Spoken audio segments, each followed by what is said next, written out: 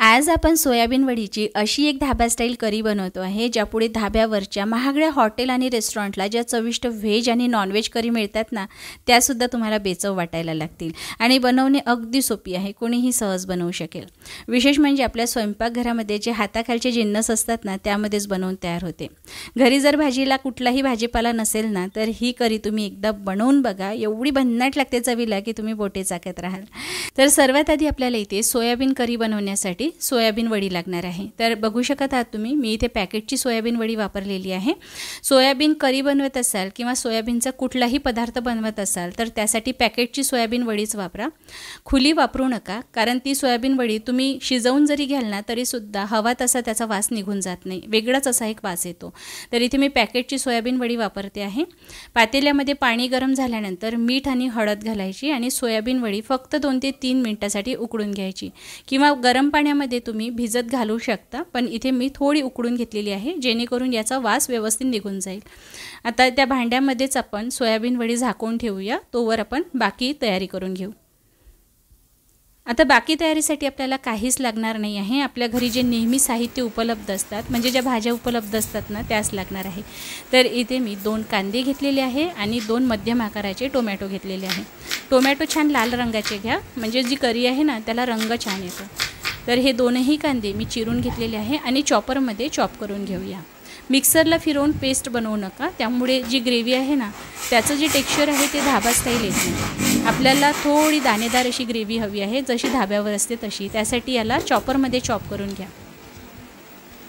तर कांदा जो आहे तो चॉप करून झालेला आहे। आता त्याच पद्धतीने आपण टोमॅटोसुद्धा चॉप करून घ्यायचा आहे आणि शक्य असेल ना तर हायब्रिड टोमॅटोचा वापर करा, कारण हे टोमॅटो खूप जास्त आंबट नसतात।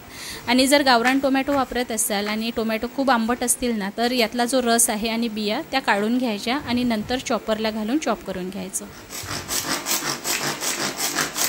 तर इथे टोमॅटोसुद्धा चॉप करून झालेला आहे आणि बघू शकता तुम्ही, खूप जास्त बारीक असा वाटला गेलेला नाही।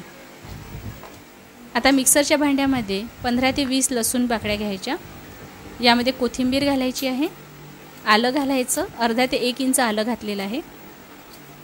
आता यामध्ये आपल्याला जिरे घालायचं आहे, अर्धा चमचा जिरे घालायचं आणि 5 ते 6 मी काजू गरम पाण्यामध्ये भिजत घातलेले होते ते घालायचे आहे आणि मिक्सरला छान बारीक असं वाटून घ्यायचं। इथे आपल्याला दाटसर असं दही लागणार आहे, यामुळे ग्रेव्हीला टेक्स्चर आणि चव दोन्ही छान येते। दही जे आहे ते ताजं मलाईचं जे दही असतं ना तेच घ्यायचं आहे, आंबट दही वापरू नका, त्यामुळे करीची चव पूर्णपणे बिघडते। तर इथे मी दही जवळपास 2 मोठे चमचे घेतलेले आहे, चमच्याने छान फेटून घ्यायचं जोवर हे क्रीमसारखं सॉफ्ट होत नाही।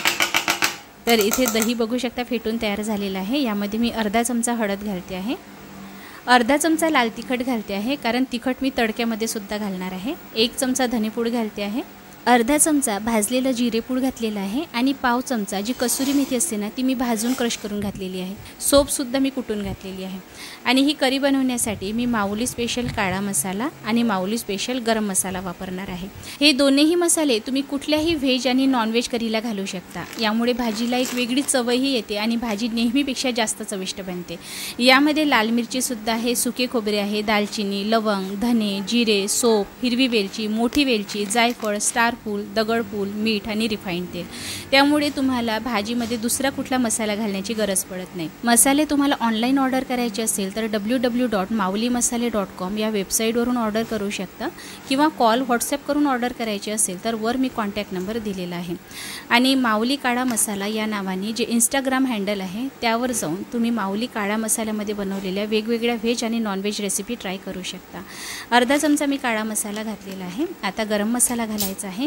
हा गरम मसाला मला कुठल्याही दुसऱ्या गरम मसाल्यापेक्षा जास्त आवडतो चवीला, तुम्ही एकदा नक्की ट्राय करायला पाहिजे। तर यामध्ये काय काय आहे ते बघूया। काळे मिरे, लवंग, दालचिनी, जायफळ, मोठी वेलची, जावित्री, तेजपान, जिरे, धने, सोप, स्टार फूल, दगडफूल आणि लाल मिरची।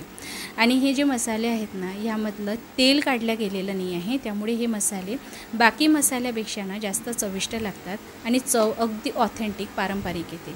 आता जी पेस्ट आपण तयार केलेली होती ती 1 चमचा घालायची आणि दही परत एकदा व्यवस्थित फेटून घ्यायचं आहे। हे दही आपण बाजूला ठेवूया। आता जी सोयाबीन वडी आपण भिजत घातलेली होती ना ती छान फुलून गेलेली आहे, यातलं गरम पाणी मी काढून घेतलेलं आहे आणि यामध्ये गार पाणी घालायचं आणि पिळून यातलं सर्व पाणी आता काढायचं आहे। जेव्हा तुम्ही सोयाबीन वडी पिळताना तेव्हा यामधून पांढरा फेस निघायला लागतो. हा फेस काढणं खूप महत्त्वाचं असतं. यामुळेच सोयाबीन वडीला एक वेगळाच वास येत असतो. तुम्ही जर असं दाबून दाबून पिळून घ्याल ना तर सोयाबीन वडीला अजिबात वास येत नाही. तर सर्व सोयाबीन वडी याच पद्धतीने पिळून घेतलेली आहे. आता ही दह्यामध्ये घालायची आहे. जोवर आपण ग्रेव्ही तयार करणार आहोत तोवर आपल्याला मॅरिनेशन करायला सोयाबीन वडी सोडायची आहे. दही सर्व शोषून घेतल्यामुळे सोयाबीन वडीला अजिबात वास येत नाही आणि चवसुद्धा अतिशय भन्नाट येते. नक्की ट्राय करा. आता झाकून आपण ही सोयाबीन वडी बाजूला ठेवूया आणि एक स्टीलची कढई घ्यायची, जाड तळाची घ्यायची. यामध्ये 2 पडी तेल घालायचं आहे, अर्धा चमचा जिरे घालायचं आणि जो कांदा आपण चॉपरला चॉप करून घेतलेला होता तो परतून घ्यायचा. करी बनवणे अगदी सोपी आहे, फार काही वेळ लागत नाही बनवायला आणि चवीला फार छान लागते.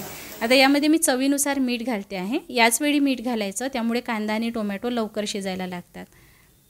तेल वेगळं व्हायला लागलं की यामध्ये 1 चमचा लाल तिखट, अर्धा चमचा हळद घालायची आणि हळद आणि तिखट नीट आपल्याला शिजवून घ्यायचं आहे. या करीला मी जवळपास 3 चमचे तिखट घातलेलं होतं, पण तिखट मी स्टेप बाय स्टेप घातलेलं आहे. मॅरिनेशन करताना घातलेलं होतं, फोडणीमध्ये घातलेलं होतं आणि सर्वात शेवटी तडक्यामध्ये घालणार आहे. तर यामुळे काय होतं, ग्रेव्हीला एक वेगळी चव येते. आता यामध्ये जी पेस्ट आपण तयार केलेली होती ती घालायची आहे आणि तेल वेगळं होईपर्यंत शिजवून घ्यायची. तेल वेगळं व्हायला लागलं की यामध्ये टोमॅटो घालायचा आहे आणि हा सुद्धा नीट परतून घ्यायचा.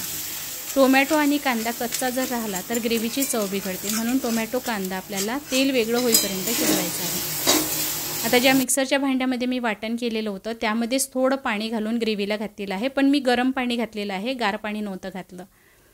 आता झाकण ठेवायचं आणि जोवर ग्रेव्हीमधून तेल वेगळं व्हायला लागत नाही तोवर शिजवून घ्यायचे. बघू शकता तेल वर यायला लागलेलं आहे, म्हणजे मसाले नीट परतल्या गेलेले आहे आणि कांदा टोमॅटोसुद्धा व्यवस्थित शिजलेला आहे. यामध्ये आता दही लावून ठेवलेली ही सोयाबीनची वडी घालायची आहे. तुम्ही याआधी बरेच वेळा वेगवेगळ्या पद्धतीने सोयाबीन करी बनवली असेल, पण एकदा माझ्या पद्धतीने जर बनवाल ना, खरंच सांगते सर्व पद्धती विसरून जाल, बोटेच झाकत राहाल, एवढी भन्नाट सोयाबीन करी तयार होते. कसं असतं, सोयाबीन वडीचं नेचर काय असतं, पाणी शोषून घेते. त्यामुळे आपण जेव्हाही सोयाबीनची वडी रस्सेदार बनवतो ना तेव्हा पाणी शोषून घेते आणि जेव्हा आपण दाबून बघतो ना तेव्हा त्यातून पाणी बाहेर यायला लागतं आणि वडीची चवसुद्धा पाणी पाणी अशी यायला लागते. पण जर का तुम्ही मॅरिनेशन करून सोयाबीन वडी बनवाल ना, म्हणजे दह्यामध्ये भिजत घालून बनवाल तर असं अजिबात होणार नाही, कारण यांनी दही शोषून घेतलेलं आहे. त्यामुळे तुम्ही दाबाल ना तरीसुद्धा पाणी बाहेर अजिबात येणार नाही. वरून आपल्याला थोडी कसुरी मेथी घालायची आहे. आता यावर तडका घालायचा, तर त्यासाठी मी बटर गरम करून घेते आहे. अगदी धाबा स्टाईल चव हवी असेल तर बटर नक्की घाला. यामध्ये मी अर्धा चमचा लाल तिखट घातलेला आहे आणि हा तडका आपल्याला या ग्रेव्हीमध्ये घालायचा आहे. नीट एकदा मिसळून घेऊया आणि आता झाकण ठेवून जोवर कडेने तेल सुटत नाही तोवर आपल्याला ही ग्रेव्ही शिजवून घ्यायची आहे. तर जवळपास मी 10-1 मिनिटासाठी ग्रेव्ही शिजवून घेतलेली होती. अगदी मंद आचेवर शिजवायची. आणि हो, जी सोयाबीन करी असते ना त्याला खूप जास्त पातळ रस्सा ठेवू नका. जसं मी तुम्हाला सांगितलं, खूप जर रस्सा ठेवाल तर वडीची चव पाणी पाणी यायला लागते. वरून चिरलेली कोथिंबीर घालायची आणि सोबतच माऊली स्पेशल थोडा गरम मसाला घालायचा आहे. तर इथे ही धाबा स्टाईल मस्त चमचमीत आणि चविष्ट अशी सोयाबीन करी तयार झालेली आहे. बघणारा कोणीही म्हणेल की हे नॉनव्हेज आहे, पण ही प्युअर व्हेज करी असून आपण घरी असलेल्या साहित्यामध्ये तयार केलेली आहे.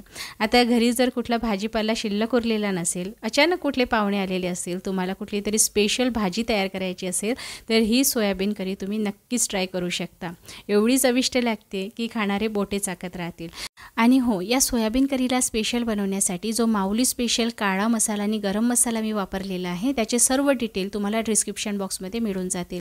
नक्की एकदा हा मसाला घालून ही सोयाबीन करी ट्राय करून बघा आणि तुम्हाला रेसिपी कशी वाटली ते मला कमेंट करायला विसरू नका. जर आवडली असेल तर लाईक शेअर नक्की करा आणि हा व्हिडिओ जर तुम्ही यूट्यूबवर बघत असाल तर यूट्यूब चॅनलला सबस्क्राईब करा आणि फेसबुकवर बघत असाल तर फेसबुक पेजला नक्की फॉलो करा, म्हणजे अशाच नवनवीन रेसिपी तुम्हाला पुढेही बघायला मिळतील.